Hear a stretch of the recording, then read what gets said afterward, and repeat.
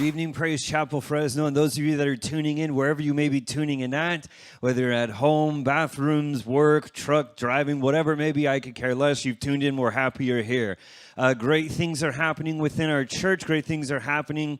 If you haven't been paying attention to our social media posts or anything like that, we have hit a point that we have now had to add multiple services. So we've been filling up about 80% within a few hours of going live. So after discussion with our senior pastors, with our leadership, we've decided to go to multiple services. So the only change that you're going to see here is going to be that those that come at 10 o'clock, that service, the first service will start at 9:30.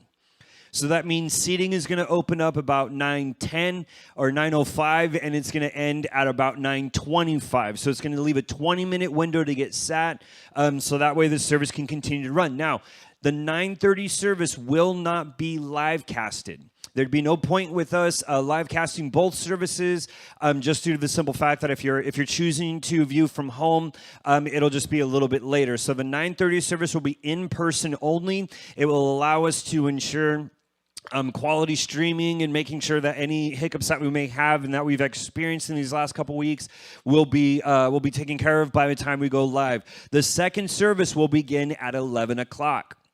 That one will be streamed, and it will be in person. So once the seating time for the 11 o'clock service is going to open up at about 10:40, and it's going to end at about 10:55. So it's going to give us a 15-minute window. Make sure you get here enough time. We have marked out social distancing out in the parking lot.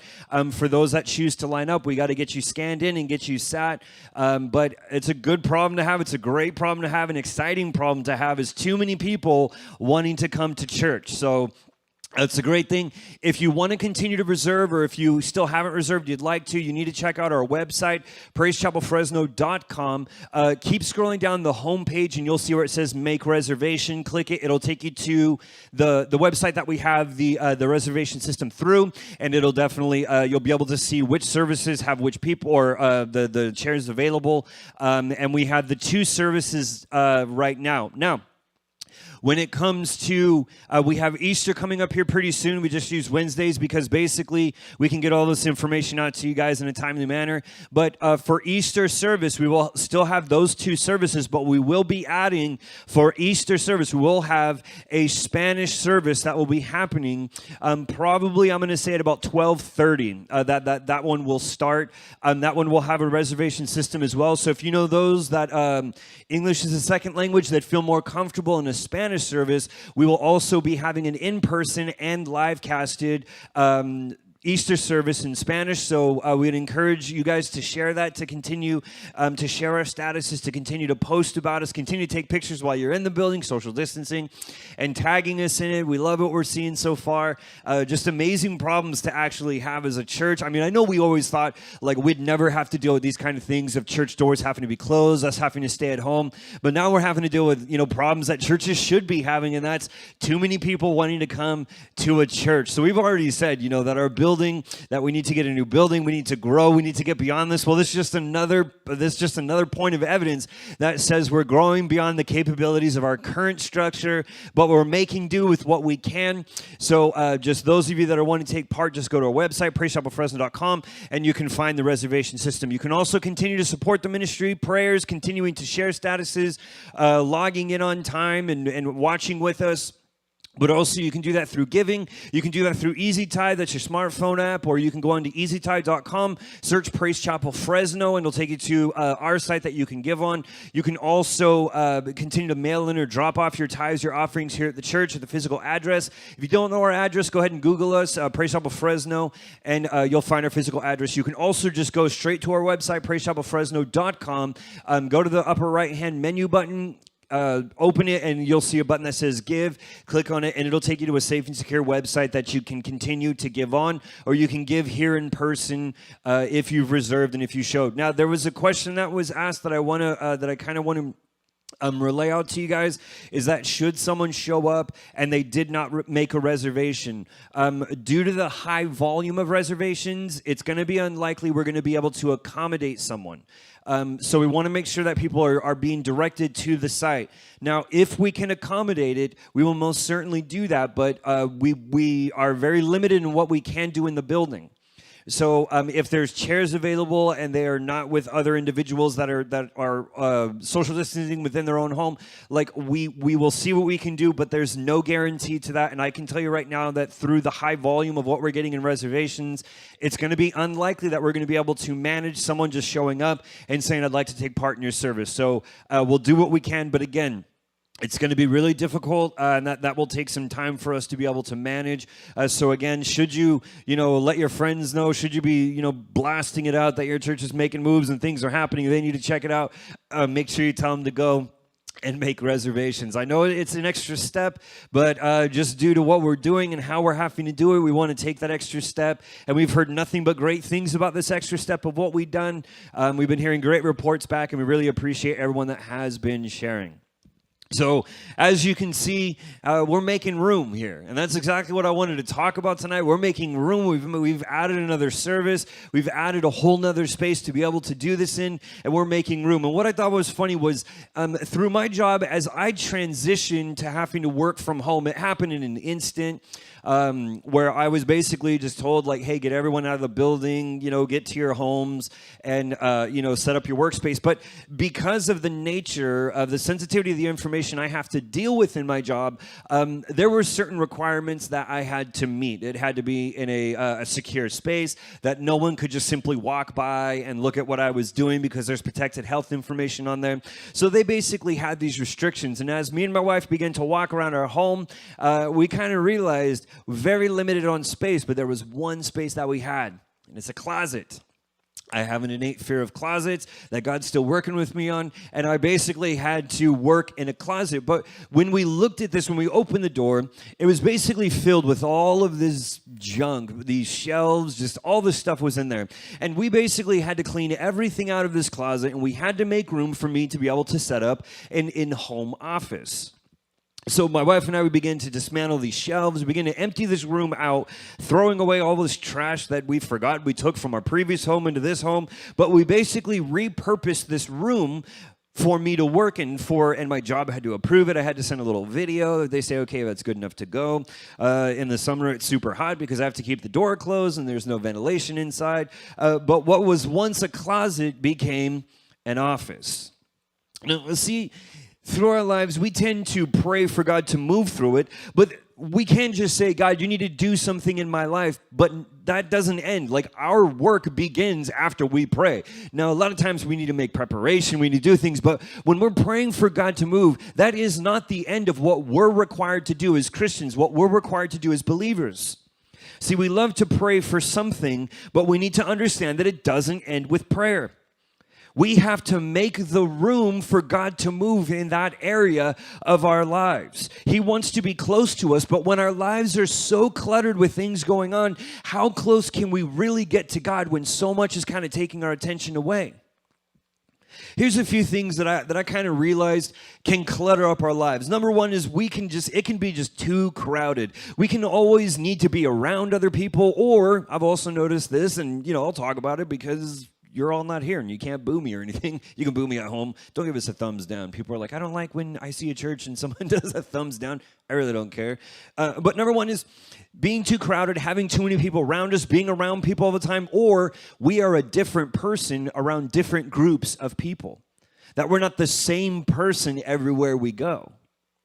And I love that. That's something that I strive for in my life, that everywhere I would go, people would say, yeah, that sounds like William. And that's a great thing that's happened through my multiple jobs that I've had to work through. Whenever someone tries to say something negative about me, the first words that usually come out of the mouths are, that doesn't sound like William. Because I'm the same person everywhere I go. And sometimes when we're looking at our lives being too crowded, we forget who we're supposed to be around certain groups of people. Just be who God's called you to be. You'll never be too crowded in your own mind. Number two is we can be too busy. We can fill up our lives with so many tasks to complete that all we're doing is focusing on what little time we have to give to God. We can be too distracted. We have endless streaming, limitless knowledge, and social media at our fingertips. It becomes all too easy for our minds to wander in the times that we have set aside for God. So it's either too crowded, we're too busy, or we're too distracted. When we want to see God move in a miraculous way, it's up to us to begin to prepare the area of our lives we need Him to move in, to work His miracles. See, a church is just constructed as a place for us to gather. It's a place that we consecrated, we designed for us to meet under the Spirit of God.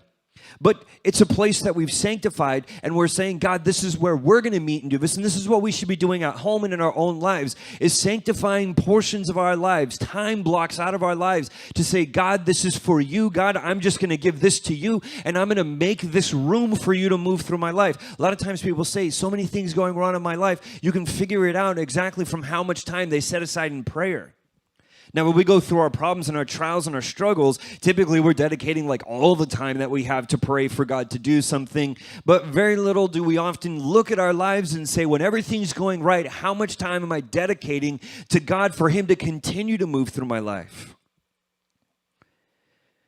And something as we're looking as making room, what I loved was, I'm kind of in the book of Chronicles right now, 1st and 2nd, and I found some great scriptures in that I want to go over. So if you have your Bibles this evening, we're going to go to 1 Chronicles 28.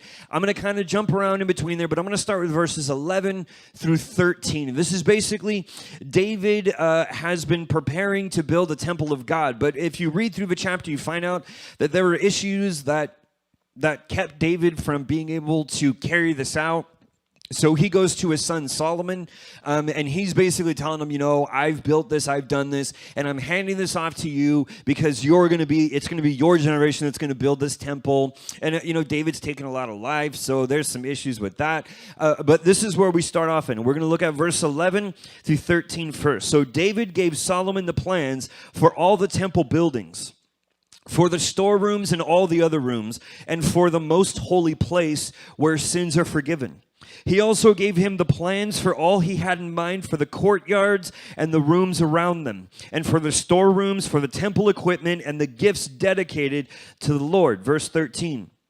David also gave him the plans for organizing the priests and the Levites to perform their duties, to do the work of the temple, and to take care of all the temple utensils.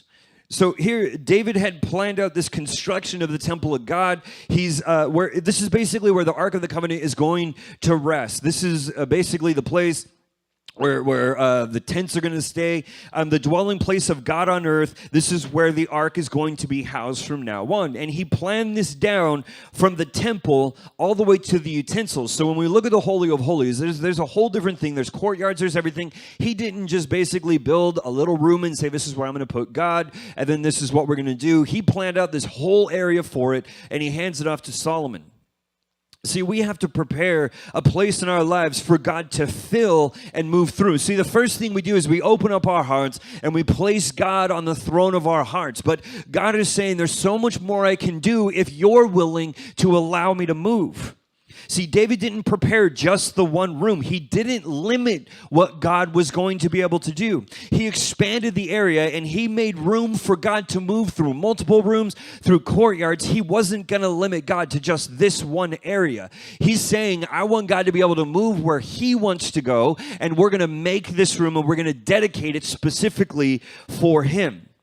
See, David knew his human mind could not comprehend how great God was, so he gave God as much room as he could spare. Look, we can begin to limit God. We begin to limit what God can do through our lives by limiting the amount of space we're willing to give God in our lives. We plan and we figure and we try to predict that this or that will happen, or he's going to do it this way. And so all we're really doing is we're cutting out what we have to give to God. See, when we can predict, when we can say this is how he's going to move and this is the way it's going to work, we begin to plan around that, and we begin to contain what God can do and say, if it doesn't happen this way, then I'm not willing to invest in it. But God says, all you have to do is dedicate the space to me. All you have to do is say, God, this is yours, and you move through it any way you see fit. And God says, and I can work through that. I can move any way that I want through this, and I can still work miracles in your life. Try not to focus on how or where God needs to move. Just focus on God. That's what I had to do in my life. When I was going through a situation with one job going into another, I limited what God could do by saying, you have to do it this way. It has to be this schedule. It has to be here. It has to do X, Y, and Z. And that wasn't working out. And all it did was cause more and more frustration within my life until I opened up and said, God, just move. I know you didn't bring me on this path to drop me on the floor. I know you brought me here for a purpose. And that's when I began to see that God was moving outside of my vision, because I limited what I was looking at. I limited what I wanted God to do rather than just opening up and seeing God move. We can't make God move how or where we want, but what we can do is we can make room for God to move. Then what I love what David begins to do is, after he hands the plans off to his son, he hands it off to Solomon, and he says, this is how you're going to build the structure. I've basically designed the whole thing. But then he begins to organize. He begins to hand him basically the functions of everyone that was going to serve in the temple of God. He knew you could put a bunch of people in one room and still get nothing accomplished. It's even written in 1 Chronicles, it's in 14:28, it says, things should be done decently and in order. He gives each member duties. He gives them jobs to complete, and that is how the physical house of God is taken care of. Many hands completing different jobs towards one vision. But let's make this more of an individual basis. What does Scripture speak about us independently? Look, there are people that God brings into your life to keep you moving forward. Find yourself a believer that can pray the walls of heaven down for everything that you're going through. Find yourself a Christian that can provide clarification and direction and support you when you're feeling like you're being overcome or when you're feeling confused about what's going on. Get yourself a Christian that inspires you to push through your trials, to rejoice in your miracles that God continues to provide. See, God says, I'm going to bring people in your life, but it's up to you to organize them how you need them in your life. See, when we're feeling down, a lot of times, what do? We're going to reach out to a friend and we're going to say, I'm going through X, Y, and Z, and they do their best to kind of support you. But when you're looking towards a Christian, there are certain people that we reach out to for certain issues. When you're feeling like you don't really understand why God's doing this, are you going to reach out to someone who really doesn't know about your faith? You're going to reach out to someone that's been through some things and they're still following the faith, still following the truth of God. You reach out to them and they provide clarification. When you're feeling like you're praying and you just need some support for that, find yourself one of those Christians that just basically seals themselves off in a room until God moves. And they just continue to pray and pray until God physically manifests through your life. And then I love those Christians that just inspire. That there's just people that you can just walk to and say, hey, this happened. And they're like, you can do better. Oh my God, I can't believe what's happening. You're doing so good. You came to the right place if you're having your trials. And I'm going to continue to support and I'm going to continue to push you forward. See, God brings people in our lives, but we have to physically and mentally begin to organize these people. I'm not saying you have to say, I'm only going to reach out to you when I need prayer. I'm only going to do this. No, you need to do that for yourself and realize that there are people that you need to reach out to. There are people that God has brought into your life for specific times, but it's up to you to organize that. Look, when you begin to organize things, it gets really easy to see what's out of line. So when we begin to organize our lives, right, it's really easy to see what begins to fall out of line. When you begin to organize your finances, you can kind of see those places where you're like, why am I spending so much, over here? But when God says, when I begin to bring people into your lives, you still have to mentally organize them so that you know who to go to when you're having the issues that they can help you with. So you can come to me and you can say, Pastor, well, I'm having a problem with drugs. I can support you through a substance abuse program, but I can't relate to you how difficult you're going to have to go through this time in your life. But I know people in my life that have been through this, that have given up on the exact same drugs. I've organized them in my life and I begin to pull them out and I say, hey, I need you to help out with this person because I don't know how to reach them on a level that they're going to have to go through this. I can help them, I can guide them, I can counsel them, and I can guide them into salvation. But when it comes to, substance abuse, having to go through withdrawals, these things, I can't help them there, so I need you to help. And that's what God does. He brings these people for us to organize in a way that is going to benefit the whole kingdom of God. That's what a church is. We're basically organizing each other. What can we do in this church? What can we do to support the body of God? But we also need to build each other up, support one another. We're a church. We're a community of people that have been brought together for support. Build one another up means we're helping one another out. We're keeping everybody moving in the same direction. We're keeping a building. We're making room for God to move through our lives. And as we do this individually, we're making room for God to move through our church. Organize your lives. And then after David gives these plans, after he hands this off to Solomon, so he gives him how you're going to build it, how it needs to be run. He gives him every organized task, and then he takes Solomon aside and he gives him this one statement. And it's in 1 Chronicles 28:20. He says this: "Be confident and determined, start the work, and don't let anything stop you." You want to know what the greatest threat to an enemy is? A confident Christian. See, a confident Christian can't be distracted. A confident Christian holds to their faith through every storm in life. A confident Christian looks at the raging sea and doesn't care if the waves are crashing in, if the water begins to fill the boat, because they know that God is on the other side and He's calling them. And a confident Christian says that what I'm going through today, God has a purpose for. The enemy hates confident Christians. And I feel like there's a lot of Christians that are building their confidence today, but yet we still kind of lack in that area. Because as soon as something bad happens, the first thing we begin to think is, why is this happening? Look, make room for God to move, and that doesn't mean everything's going to go immediately correct right away. It means you're making that room, and the enemy's still going to try to come against you, and all you have to do is continue to make that room, continue to fill that room with the light of God, and continue to wait on God and His Spirit to move through it. How can we become a confident Christian? Well, this is really an exercise of faith. It's every situation we go through, we're holding to our faith. And that's built step after step. But that doesn't mean that your newborn baby Christian that comes and gives their life to Christ on day one cannot be confident in their faith. It means that they're holding to it and saying that God has brought me out of the depths of my sin, and there is nothing that's going to drag me back down. Confidence doesn't take years and years of trials to build. All it takes is people holding to their faith. Life isn't going to unfold the way we want it to, but it's our confidence that will continue to grow and continue to build our faith despite the path that we may be on. And I love what David tells us, what David tells Solomon. And it sounds a lot like what my dad would tell me if I was going to start a job, which, you know, when my wife and I moved, the number one thing my dad said is, don't stop working. Like, get to your home, get everything unpacked, and everything you're going to do it right now. Because once you stop, you're not going to start back over. And David pretty much tells Solomon the exact same thing. He says, start the work and don't let anything stop you. Why haven't I seen God move? Why haven't we seen God move the way we've heard Him move or through our lives? Maybe you want to make sure that you've started working and making room for God to move, but you can't stop there. See, once we make the room, the first thing people think is, well, I've made the room, now God needs to do something. The first thing about faith is that God moves on His time, not ours. So once we make the room, God's just saying, make the room for me to move and then wait on me to move.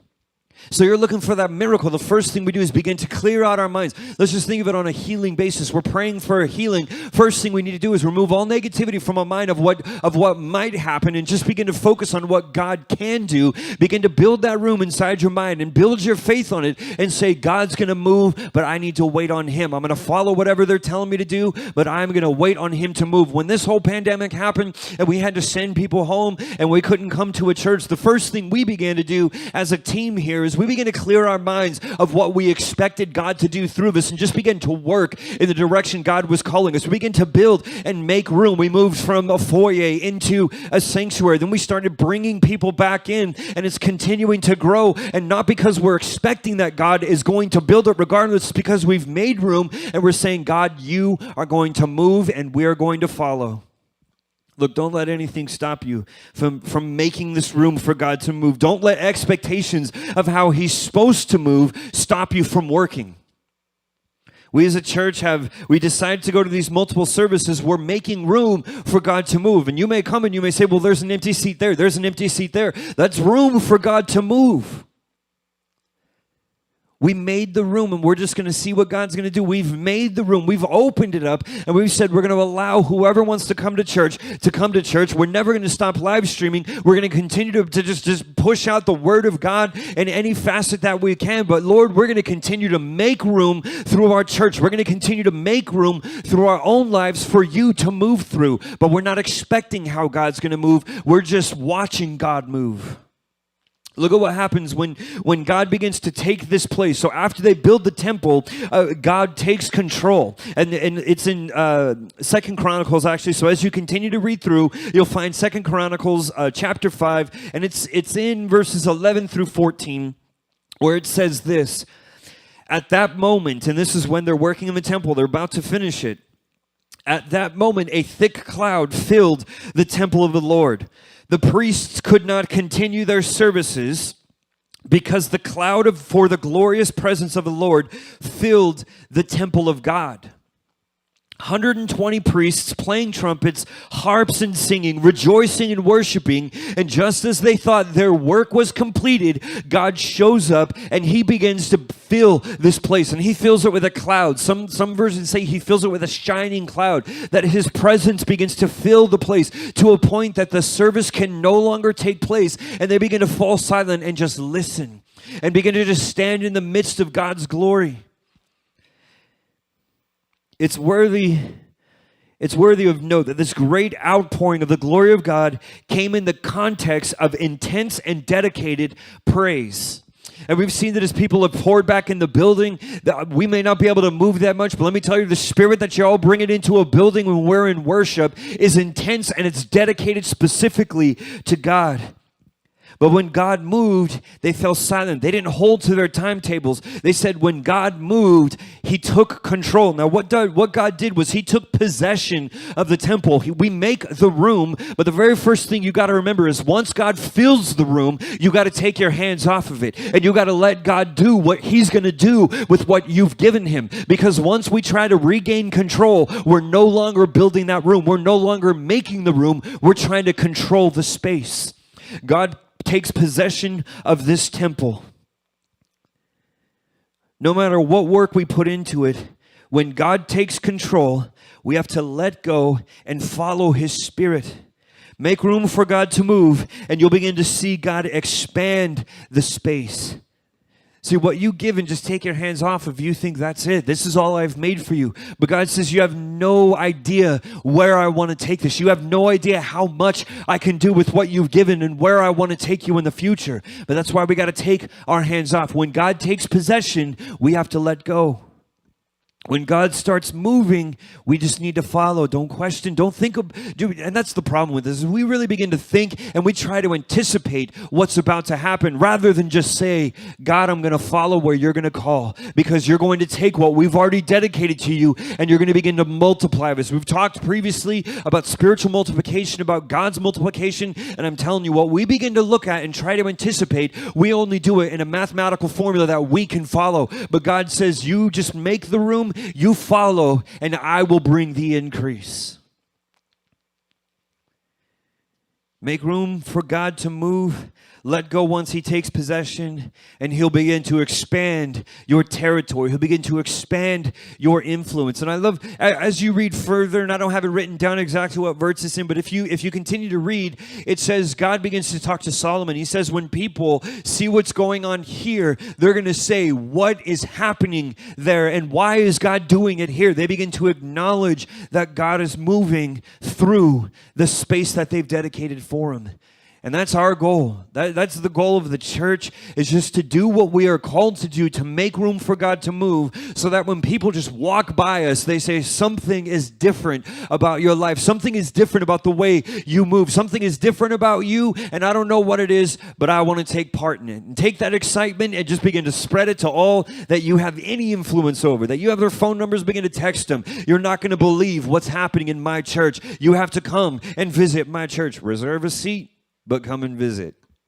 So that's basically making room that I've come up with. We really appreciate you guys tuning in tonight. Don't forget the multiple services we have going on from 9:30 to 10:30. And then there'll be a half-hour space for us to reset. And then it'll be from 11 to 12. Our Easter services will have 3. It'll be 2 in English at our regular times. And then we will have 1 Easter service in Espanol that you can attend. And it'll still be through the reservation system that we'll have up on our website at the appropriate time for those to take part in. If you're going to be only live casting with us or joining us via live casting, we are going to be doing Holy Communion at that, so I ask you to be prepared.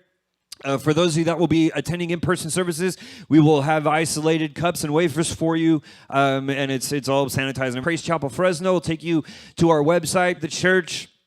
You'll drop it off at the side tables, and we'll collect it from there and make sure it gets deposited in a timely manner. But we love you guys. Thank you for joining in. Those of you that are reserved, those of you that haven't reserved, if you're looking, you need to do it as quickly as possible. But continue to spread this, you guys. Continue to share this, that there is a way for people to worship with a group of believers that is socially distanced. We're following all CDC guidelines, WHO guidelines, even as those alter. We're still within the right regulations and the recommendations from the governor's office. So we love you. We thank you for supporting us. We'll see those of you that are reserved Sunday, either 9:30 or 11. We'll see you guys then.